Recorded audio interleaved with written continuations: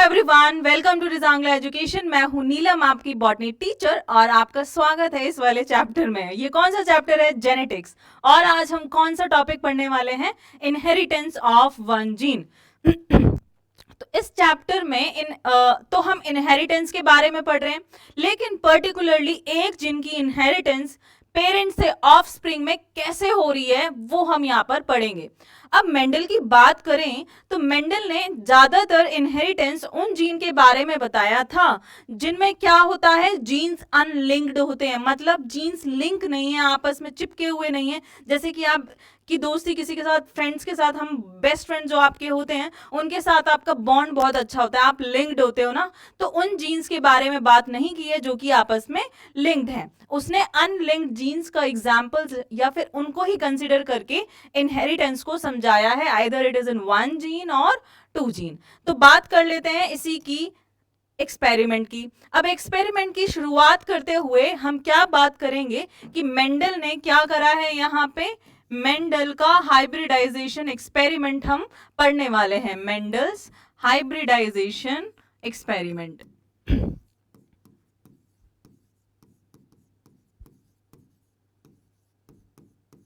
ठीक है, अब इसमें स्टेप्स क्या क्या हैं, कैसे कैसे ये एक्सपेरिमेंट चलेगा आगे। तो पहला स्टेप क्या है इस एक्सपेरिमेंट का, जो कि है selection of parent. whatever you want to see in the future generation, है ना, डिजायर्ड कैरेक्टर्स वाले पेरेंट्स को लो, जिनमें हमें, जैसे कि मटर का प्लांट हम ले रहे हैं तो हमें ये वाले गुण चाहिए, पर्टिकुलरली हमें पर्पल फ्लावर वाला प्लांट चाहिए, तो हम पर्पल फ्लावर वाला मटर का पेड़ लेंगे।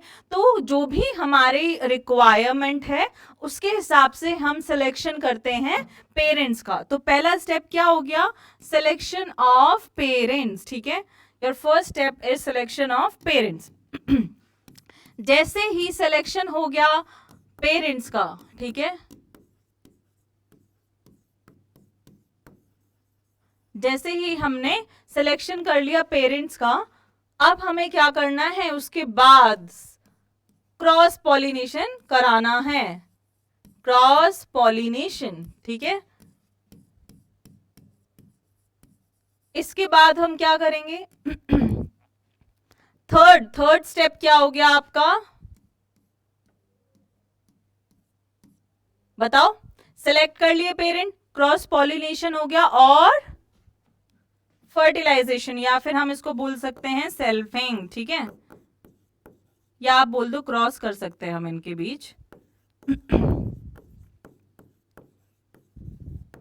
ठीक है, तो ये तो हो गए अपने पार्ट एक्सपेरिमेंट के। आगे चलते हैं और बात कर लेते हैं इसी एक्सपेरिमेंट की। तो एक्सपेरिमेंट का हम करेंगे जो कि वो एग्जाम्पल के साथ ही करेंगे।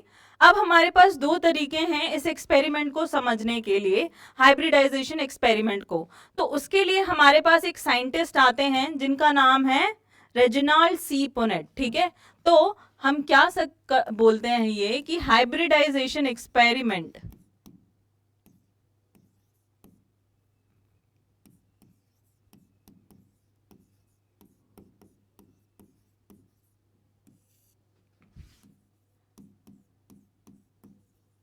experiment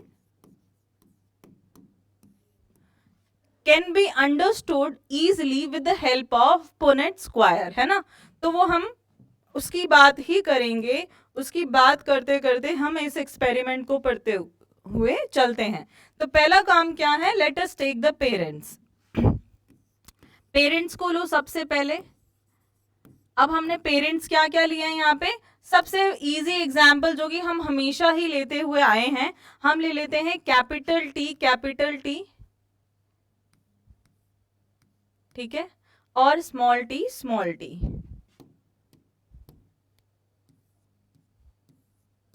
ठीक है, पेरेंट्स यहाँ पे क्या है आपके, हैप्लॉइड या डिप्लॉइड, हैप्लॉइड या डिप्लॉइड, पेरेंट्स हैं आपके यहाँ पे डिप्लॉइड। अब बनाओ यहाँ पे गैमीट्स। जैसे ही आप गैमीट्स बनाओगे तो क्या होगा, गैमीट्स कैसे बनेंगे, मियोसिस के थ्रू, है ना। मियोसिस के थ्रू गैमीट्स बनेंगे। ये 2n है, मतलब इक्वल्स टू 46 क्रोमोसोम्स हैं इसमें। अब यहाँ पे मियोसिस है तो रिडक्शन डिवीजन हम उसको बोल रहे हैं। रिडक्शन डिवीजन जैसे ही होगा तो क्या होगा यहाँ पर आपके हो जाएंगे 23, या फिर आप इसको बोलो कि ये क्या है, हेप्लॉइड है। ठीक है हो गई बात ये यहाँ से क्लियर। चलिए, तो जैसे ही हमारे पास ये चीज आ गई कि पेरेंट्स अपने ये रहे और गैमीट्स अपने ये रहे, यहाँ पर गैमीट्स।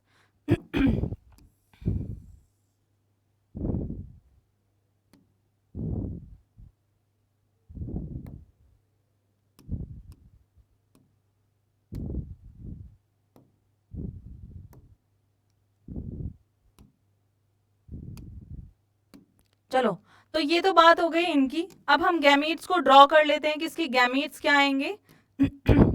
मैं यहाँ पर एक ही गैमीट ड्रॉ कर रही हूँ। चलो आपको बता देती हूँ कि होएंगे मियोसिस से तो कितने आएंगे यहाँ पर, टी टी टी टी। ठीक है, ऐसे ही सिमिलरली आपके क्या आएंगे यहाँ पर, इसके जो आएंगे वो क्या होंगे, small T small T small T small T. आपके पास ये 4 गैमीट्स इसके, 4 गैमीट्स इसके। ठीक है, अब मैंने ये यहाँ पे 4 गैमीट्स क्यों ड्रॉ करे हैं देखो, ये काफी बेसिक से है तो आपको क्लियर हो जाएगा। 10th grade 12th grade NEET कहीं पे भी हम पढ़ सकते हैं। हम क्या करते हैं जनरली, टी टी लिख करके यहाँ पे ये स्मॉल टी और क्या कर देते हैं यहाँ पे एक टी और ये, तो बच्चों को लगता है एक ही बच्चा बना है। नहीं, ऐसा नहीं है। ये 4 गैमीट्स आपके हैप्लॉइड गैमीट्स आ गए हैं, यहाँ पे एन लिखा है ये भी। अब मैं बस एक को एग्जाम्पल लेकर के उनको फ्यूज कराऊंगी तो आपकी पहली जनरेशन बन जाएगी, लेकिन बच्चे तो 4 ही बनेंगे। ठीक है, तो F1 जनरेशन, F1 जनरेशन क्या है, बच्चों के बारे, बच्चे हैं यहाँ पे। ठीक है, और F का मतलब होता है फीलियल, फीलियल। ठीक है, F का मतलब होता है फीलियल। तो अब बताओ कितने बच्चे बने हैं हमारे F1 जनरेशन में बच्चे तो 4 ही होंगे, है ना। बच्चे तो हमारे पास 4 ही होंगे यहाँ पर भी, लेकिन मैं यहाँ पर सिर्फ एक को लिख देती हूँ। ठीक है, तो अगर आप किसी एक को क्रॉस करते हैं यहाँ पर तो हमारे पास कैसा बच्चा आएगा, ये क्रॉस किया और यहाँ पे हमने बता दिया है कैपिटल टी और अपना ग्रीन कलर का स्मॉल टी। सारे बच्चे ऐसे बनेंगे, क्यों, देख रहे हो क्यों बनेंगे सारे बच्चे ऐसे, सब में कैपिटल टी है, सब में कैपिटल टी है, क्योंकि ये इससे फ्यूज होगा, ये वाला इससे, थर्ड फोर्थ वाला फोर्थ से, तो आपके पास सारे, तो all F1 offspring are tall, right. ये अपनी स्टेटमेंट यहां क्लियर कि सारे बच्चे F1 जनरेशन में कैसे हैं, टॉल हैं। चलते हैं आगे, आप निकालनी है आपको दूसरी पीढ़ी। ठीक है, हमारे दादाजी, फिर हमारे पापा, फिर हम लोग, तो ये 2 जनरेशन हो गई, 3 हो गई वैसे तो। ठीक है, तो लेकिन हमें सिर्फ कहां तक जाना है, F2 तक जाना है, दूसरी जनरेशन हमें निकालनी है। एक ऑलरेडी थी, यहाँ पे भी 3 ही हो गई थी। F2 जनरेशन में आप क्या करेंगे कि जो आपके पास F2 जनरेशन के बच्चे हैं उनको लेना है हमें यहाँ पर, तो हम ले लेते हैं उनको एज अ पेरेंट और उनमें क्या करा देंगे, सेल्फिंग। ठीक है, ये हो गया F2 का F1 जनरेशन का बच्चा। यहाँ पे एक और F1 जनरेशन का बच्चा ले लेते हैं और हम यहाँ पे क्या करा देते हैं, क्रॉस करा देते हैं। ठीक है, पक्का समझ आ रहा है। तो इसको हम क्या बोलते हैं, सेल्फिंग करा रहे हैं इन बच्चों के, सेल्फिंग बिटवीन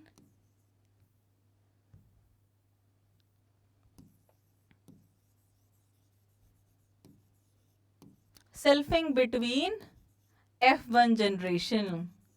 ये यहां पर ये कहानी हुई है। Okay, let us take assume them as parents. ये आपके क्या हो गए, पेरेंट्स हैं। अगेन ये क्या है, डिप्लॉयड। अगेन आप क्या कराओगे, यहाँ पे गैमीट्स बनवाओगे, है ना। बनेंगे गैमीट्स कि नहीं बनेंगे। अब यहाँ पर ये चीज देखो आप कि गैमीट्स कैसे बने हैं। गैमीट्स कैसे बने हैं, अलग अलग। पहले तो सिर्फ टी बन रहा था, टी टी टी। यहाँ पे ऐसा नहीं होगा, यहाँ पे आपको एक गैमीट, एक तो ऐसा मिलेगा और एक गैमीट आपको ऐसा मिलेगा, ठीक है। Different types of gametes.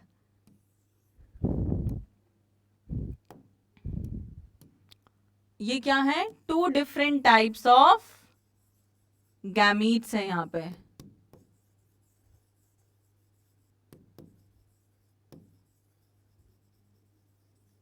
ठीक है, सिमिलर चीज यहां पर आपकी मियोसिस के बाद गैमीट्स, एक गैमीट ये और एक गैमीट ये।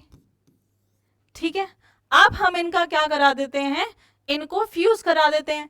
अब ये जो गैमीट्स हैं, जैसे ही ये फ्यूज होंगे तो बच्चे आ जाएंगे, और बच्चे कौन से जनरेशन के होंगे फिर, वो बताओ मुझे, कौन से जनरेशन के बच्चे होंगे वो, F2 जनरेशन के, है ना। तो लेट अस सी कि F2 जनरेशन के जो बच्चे हैं वो कैसे हैं यहाँ पर। तो अगर हम देखें यहाँ पर इन बच्चों को, तो let us make a cross first of all. ये इससे बनेगा, अब ये वाला एक बार और इस वाले से। अब बोलोगे मैम ये नहीं आ रहा है कि हमें किससे करना है, ये एक वाला उस दोनों से मैच करेगा, फिर ये एक वाला उस दोनों से मैच करेगा, तो आपके बच्चे बन जाएंगे। लेकिन इसको समझने के लिए आगे वेट करो, बताती हूँ कि कैसे हम इसे और इजी वे में कर सकते हैं, ठीक है। तो एक ये और अपने पास फिर एक ये। तो यहाँ पे हम फटाफट पिंक से पिंक वाले लिख देते हैं। इधर है एक पिंक, इधर है एक पिंक, इधर भी है और उधर नहीं है। अब हम देख लेते हैं, अच्छा चलो इधर एक और पिंक आएगा ना, ये देखो ये वाला इससे जाके मिल रहा है, तो कैपिटल टी कैपिटल टी। अब हमारे पास सारे कैसे हैं, स्मॉल टी, ये और ये कैसा है, स्मॉल रहेगा, क्योंकि दोनों ही रिसेसिव अलील्स यहाँ पर आपके पास हैं। तो this is your tall plant, ये भी आपका टॉल प्लांट हो गया, ये भी टॉल प्लांट हो गया, और ये कैसा प्लांट हो गया, ये हो गया आपके पास स्मॉल, है ना। तो हमारे पास अगर हम यहाँ पर देखें फिनोटाइप एंड जीनोटिपिक रेशियो देखें, तो हमारे पास क्या होगा, लेट अस सी।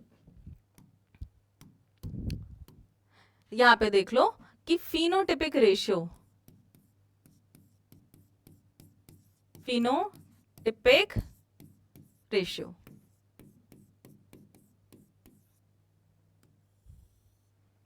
फिनोटिपिक रेशियो आपके पास है 3:1, 3:1।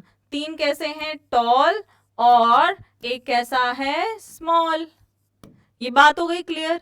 अब हमारे पास जीनोटिपिक रेशियो देखो आप, वो कैसा है, जीनोटाइप की डेफिनेशन बताओ फटाफट, ये लिखो अपनी कॉपी में कि जीनोटाइप की एंड फिनोटाइप की डेफिनेशन क्या होती है। जीनोटाइप एंड फिनोटाइप की डेफिनेशन लिखो कॉपी में, देखते हैं क्या है, तभी तो रेशो निकालोगे। क्या ये रटना है क्या बैठ के कि जीनोटाइप मैम 1:2:1। अरे क्यों 1, क्यों 2, क्यों 1, फिर से क्या क्यों आया ये, क्योंकि हम यहाँ पे देख रहे हैं जेनेटिक कॉन्स्टिट्यूएंट को। ये एक जैसा तो हमारे पास ऐसा सिर्फ एक ही है, ये दो एक जैसे तो हमारे पास ऐसे दो हैं, और ये अकेला फिर से एक ही ऐसा है। तो आपके पास एक तो ये वाला जेनेटिक कॉन्स्टिट्यूएंट है, एक आपके पास ये वाला जेनेटिक कॉन्स्टिट्यूएंट है, और एक आपके पास ऐसा जेनेटिक कॉन्स्टिट्यूएंट है ना। मतलब अलील्स कैसे अरेंज हैं एक जीन में, that is a genetic constituent. And phenotype क्या है, observable characters of any organism, उसको हम बोल देते हैं फिनोटाइप। खत्म बात यहाँ पे, है ना। चलो let us see now Punnett square. Punnett square देख लेते हैं फटाफट। पुनेट स्क्वायर वैसे कि क्या है, पुनेट स्क्वायर दिया है अपने रेजिनाल्ड पुनेट ने, ठीक है। वो हमारे साइंटिस्ट थे जिन्होंने क्या किया है, रुको पहले मैं ये लिख दूं,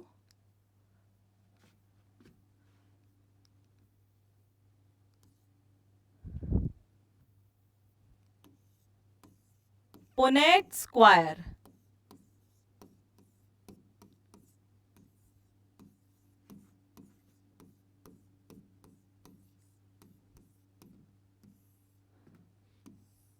ये किसने दिया है? This is given by Reginald C Punnett, जो ब्रिटिश साइंटिस्ट थे, ठीक है।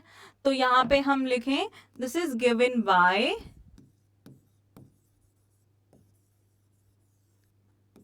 रेजिनाल्ड सी पुनेट, ठीक है। यहां पे हमारे पास एक और टी आएगा, double N and double T. तो इन साइंटिस्ट ने दिया था। अब पुनेट स्क्वायर की डेफिनेशन क्या है? तो पुनेट स्क्वायर रिप्रेजेंट क्या करता है? रिप्रेजेंट करता है किन चीजों को?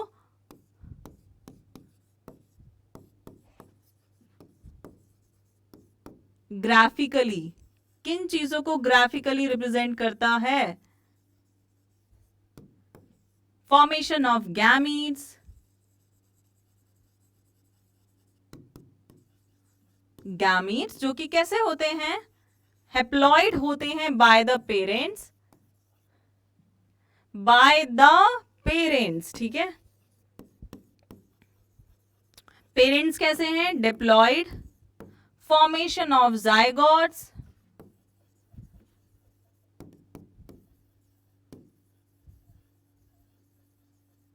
इजीली, ठीक है। ये करता है पुनेट स्क्वायर हमारे लिए। ऑल राइट, तो चलो अब देख लेते हैं कि हम पुनेट स्क्वायर एक्चुअली बनाना कैसे है, बनाना और देख लेते हैं। यहाँ पे देखो,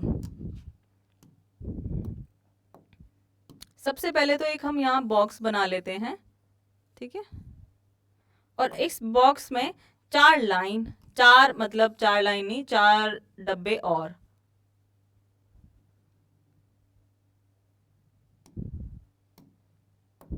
एक और लाइन यहाँ खींचेंगे तो हमारे पास 4 डब्बे ये आ गए। अब आपको यहाँ पे सिंपल सी भाषा में मैं बता दे रही हूँ कि हमारे पास जो कौन सी जनरेशन में, F1 जनरेशन के बाद जब हम सेल्फिंग करा रहे थे F1 जनरेशन के बच्चों में ही उनको पेरेंट हमने कंसीडर किया था, तो हमारे पास 2 तरीके के गैमीट्स बने थे, ठीक है। तो हम कौन से स्टेप से चल रहे हैं? After F2 F1 generation. तो आपके पास ये पेरेंट्स थे, ठीक है, ये आपके पास पेरेंट हैं।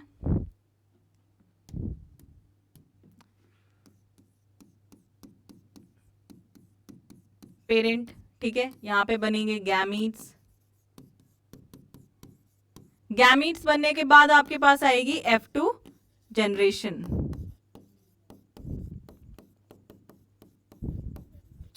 ऑल राइट, अब यहाँ पे देखो कि पेरेंट्स कैसे बन रहे हैं।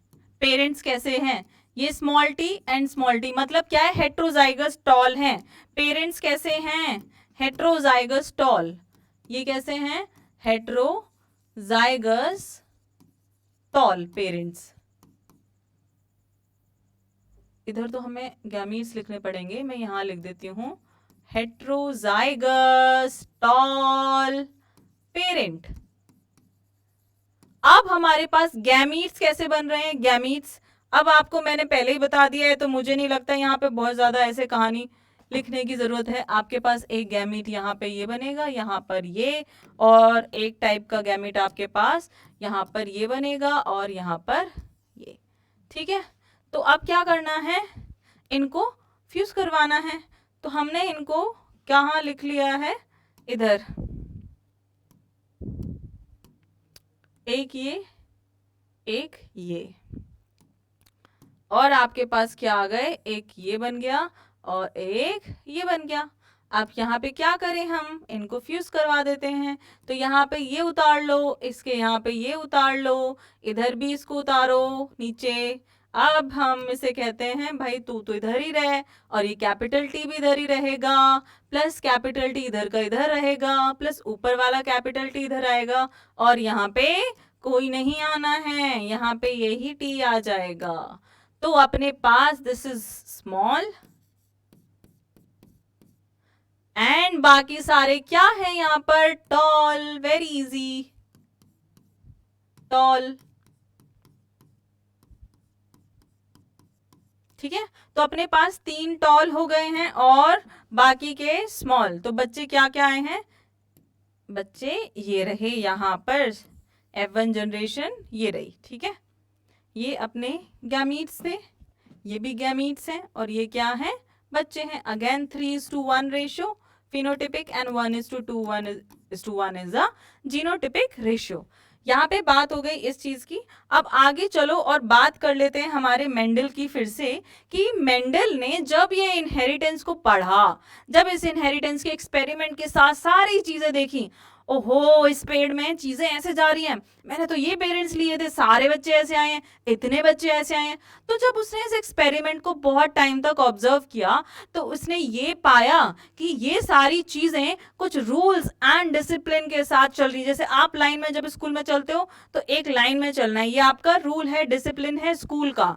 आपके एग्जाम होते हैं, आपको आराम से सीधे बैठना है, अपनी कॉपी में देखा है, तभी वो एग्जाम प्रॉपर कंडक्ट होगा, आपके पास आंसर शीट होगी, क्वेश्चन पेपर होगा। तो कुछ रूल्स होते हैं किसी काम के पीछे, ऐसे ही इनहेरिटेंस के पीछे कुछ रूल्स थे, और उन रूल्स को मेंडल ने बोल दिया क्या, देखते हैं आगे। तो बेस्ड ऑन मोनोहाइब्रिड क्रॉस,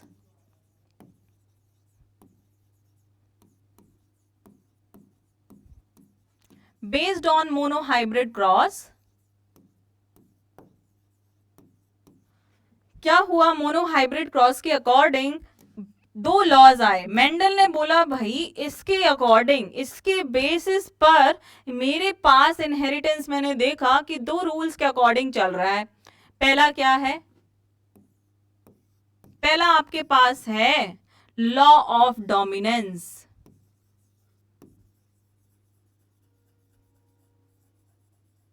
ठीक है, और सेकंड क्या है, लॉ ऑफ सेग्रीगेशन। अब आपको पता है ये तो आपके थे किसके बेसिस पर, मोनोहाइब्रिड क्रॉस के ऊपर। लेकिन मेंडल बोला कि जो तुम लॉ पढ़ते रहते हो ना, कि लॉ ऑफ इनहेरिटेंस है ना, प्रिंसिपल ऑफ इनहेरिटेंस के 3 लॉ हैं, ये है वो है, हम रट लेते हैं, हमें ये नहीं पता कि 2 लॉ तो मोनोहाइब्रिड क्रॉस के थ्रू आए हैं, और दूसरा लॉ जो किसके थ्रू आया है, डाई हाइब्रिड क्रॉस के थ्रू।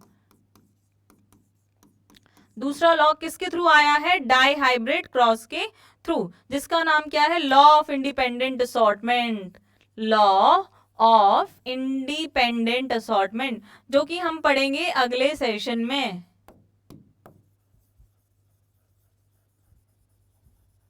ठीक है। तो ये आपका यहां पर हो गया। अब इन तीनों को क्या बोला जाता है, इन तीनों को बोला जाता है क्या, एक तो ये प्लस में आपका ये प्लस में आपका ये, इनको बोला जाता है लॉ ऑफ इनहेरिटेंस,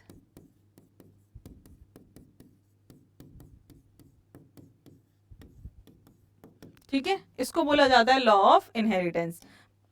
यहां से हम बात करते चलते हैं इन दोनों ही लॉ की। लॉ ऑफ डोमिनेंस की बात कर लें तो लॉ ऑफ डोमिनेंस क्या कहता है यहाँ पर, ये जानो जरा बच्चों, पहले आप लिख लो ये फटाफट, तब तक हम थोड़ा सा कुछ मॉडिफिकेशंस कर देते हैं यहाँ इधर, ठीक है, ये नहीं कर रहे।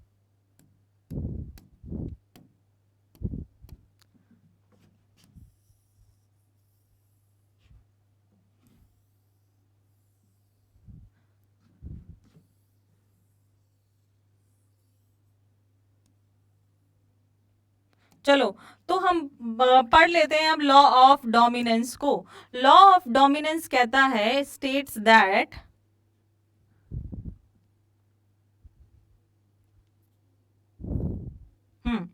ये कहता है कि जो कैरेक्टर्स होते हैं they are controlled by the factors, ठीक है, characters are controlled by, characters are controlled by factor, और फैक्टर के कितने वो होते हैं, फॉर्म्स होते हैं, फैक्टर हैव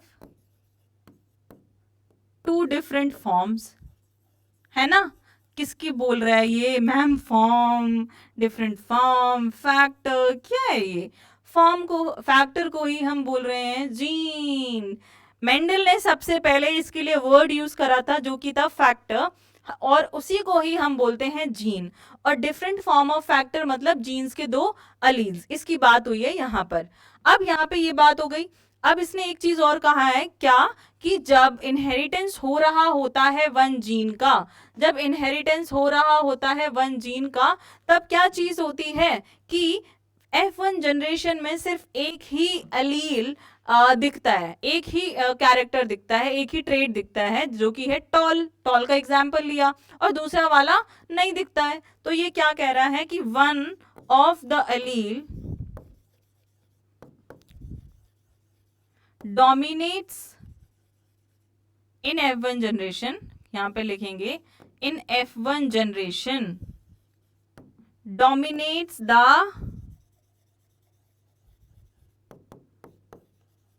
अदर, जो कि कौन सी है, रिसेसिव। ठीक है, तो यहां पे सिर्फ कौन सा दिखता है, डोमिनेंट वाला ही, क्योंकि F1 जनरेशन में सारे कैसे होते हैं, टॉल ही होते हैं।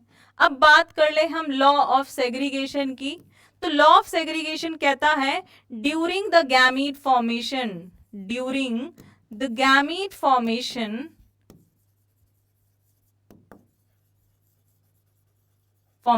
कैसे इंडिविजुअल में, इन आर डिप्लॉयड इंडिविजुअल,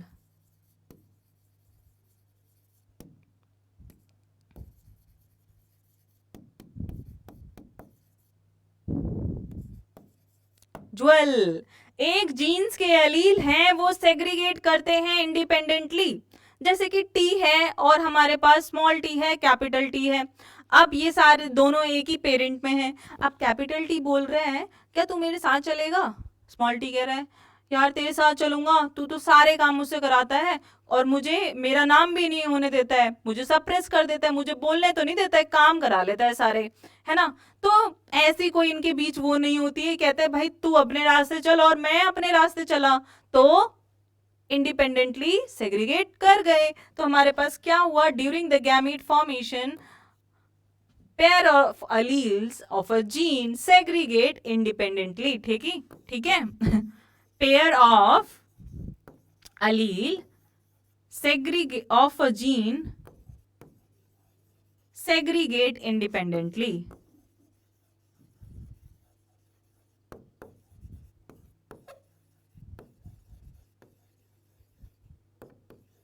ठीक है, ये बात हो गई अपने दोनों ही लॉज की, और मुझे लगता है ये आपको अच्छे से समझ आ गए होंगे। लॉ ऑफ डोमिनेंस, ये बता दो कि कैरेक्टर को कौन कंट्रोल करता है और जो कंट्रोल करने वाला है उसके कितने फॉर्म्स हैं, प्लस उसमें से एक फॉर्म डोमिनेट होती है दूसरे के ऊपर, और हमें F1 जनरेशन में सिर्फ यही दिखती है। अब यहाँ पे मेरे को एक चीज आपको और बतानी है, वो चीज क्या है, यहाँ पे लिखो। ठीक है, यहां लिखो क्या, यहां ये लिखो कि in F2 generation both the traits are observed.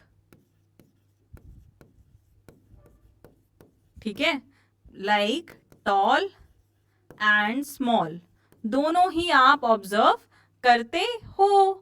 तो चलो चलते हैं आगे, लेकिन उससे लेते मतलब आगे नहीं चलेंगे, मतलब कहने का ये है कि आगे का जो डाई हाइब्रिड क्रॉस है वो हम पढ़ेंगे नेक्स्ट सेशन में। आज अपना मोनो हाइब्रिड क्रॉस और उसके बेस पर 2 लॉ हमने कर चुके हैं, और आगे हम पढ़ेंगे डाई हाइब्रिड क्रॉस को। तो इसको रिवाइज करो, क्वेश्चन सॉल्व करो, देखो स्टेटमेंट्स आपको समझ आ रही हैं नहीं आ रही हैं, मेन चीज यही है। और बेसिक्स अगर क्लियर है, पहला लेक्चर अगर क्लियर है आपको, तो मुझे नहीं लगता कि आपको समझने में डिफिकल्टी हो रही होगी। और अगर कोई डाउट होता है तो बेफिक्र होकर के कमेंट करो, हम बताएंगे उन डाउट्स को। और हमारे चैनल को जरूर सब्सक्राइब करो, शेयर करो, सब्सक्राइब कर दो मतलब, और शेयर करो। ठीक है, थैंक यू एवरीवन।